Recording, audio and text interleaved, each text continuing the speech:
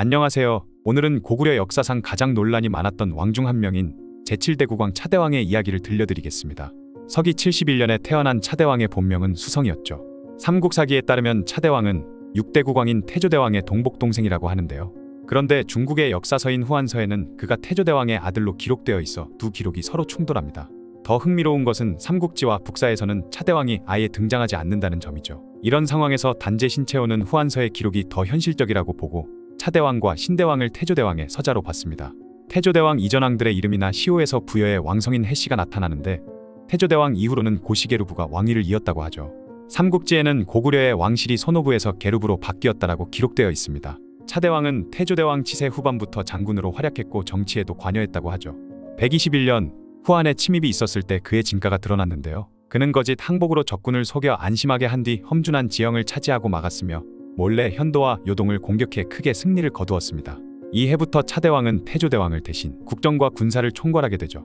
후한서에 따르면 이 시기에 이미 왕의 지위에 올랐거나 최소한 왕에 준하는 권력을 가지고 있었다고 합니다. 132년 차대왕은 양신 등의 측근들에게 왕위 찬탈을 권유받은 뒤 차기 왕위를 넘보는 언행을 보이기 시작했죠. 146년 측근들의 부추김을 받아 쿠데타를 꾸몄는데 쿠데타를 실행하기 전에 태조대왕이 먼저 왕위를 양보하고 물러났습니다. 당시 차대왕의 나이가 76세였다고 하네요. 태조대왕은 선이 당시 차대왕에게 이런 말을 남겼다고 합니다. 나는 이제 늙어 정사가 귀찮구나. 하늘의 운수가 내 몸에 있다.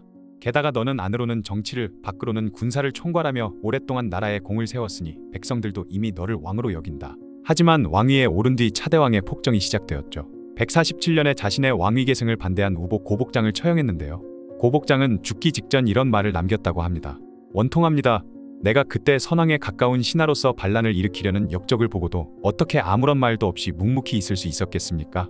이토록 도가 바닥에 떨어진 시대에 사느니 차라리 빨리 죽는 것이 낫겠습니다. 이 소식을 들은 많은 사람들이 모두 분하고 애석해했다고 하네요. 이후 좌보 목도루가 병을 핑계로 은퇴하자 차대왕은 환나 우태 어지류를 좌보로 임명했습니다. 또한 비류나 양신을 중해대부로 임명했는데 이들은 모두 차대왕의 오랜 친구들이었죠.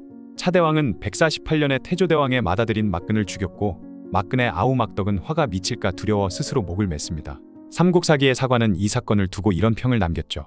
옛날 송나라 선공이 아들 여의를 세우지 않고 동생 목공을 세웠듯이 태조왕이 왕위를 가볍게 여겨 어질지 못한 동생에게 줘버렸기 때문에 그 화가 한 충신과 두 사랑하는 아들에게 미치게 했으니 한탄하지 않을 수 없다고 말입니다. 차대왕의 폭정 시기에는 불길한 징조들이 계속됐다고 합니다. 한 번은 그가 평유원에서 사냥을 하는데 흰 여우가 따라오며 울었고 차대왕이 여우에게 활을 쏘았으나 맞지 않았다고 하죠. 이상하게 여긴 차대왕이 무당을 불러 점을 치게 했더니 여우는 요사스런 짐승이라 상서롭지 않은데 더구나 흰색이니 더욱 괴이하다고 했습니다. 아마도 하늘이 직접 말을 할 수가 없으므로 요괴로 보여준 것이니 임금이 덕을 닦으면 활을 복으로 바꿀 수 있다고 했죠. 그러자 차대왕은 흉이면 흉이라 하고 길이면 길이라 할 것이지 네가 이미 요사스럽다고 하였다가 또 복이 된다고 하니 무슨 거짓말이냐며 무당을 죽였습니다. 이후 하루는 5개의 별이 동쪽 하늘에 모이는 현상이 일어나자 사람들은 왕의 노여움을 두려워하여 이것은 임금의 덕이여 나라의 복입니다라며 거짓말을 했고 차대왕은 이 말을 듣고 기뻐했다고 합니다. 그의 재위기간 동안에는 자연재해가 끊이지 않았다고 하죠. 147년 11월에 지진이 일어났고 149년 4월에는 일식이 일어났으며 같은 해 12월에는 한겨울인데도 얼음이 얼지 않았습니다.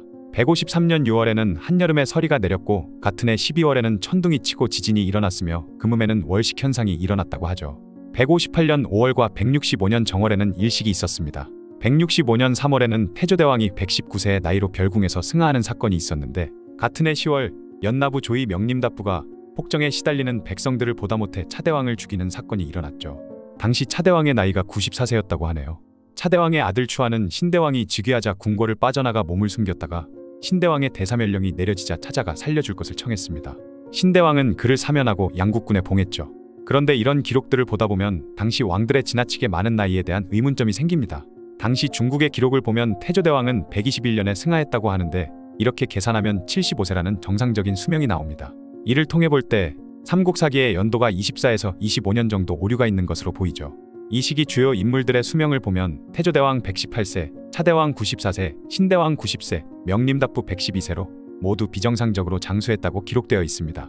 더구나 차대왕과 신대왕의 나이차가 24년과 18년이나 된다는 점도 의심스러운 부분이죠. 이런 기록의 불일치는 후대의 고구려인들이 의도적으로 역사를 조작했거나 삼국사기를 편찬할 때 참고한 자료들에 이미 오류가 있었을 가능성을 보여줍니다. 차대왕의 죽음 이후 그의 동생 혹은 아들이라고 알려진 신대왕이 왕위를 이어받았죠.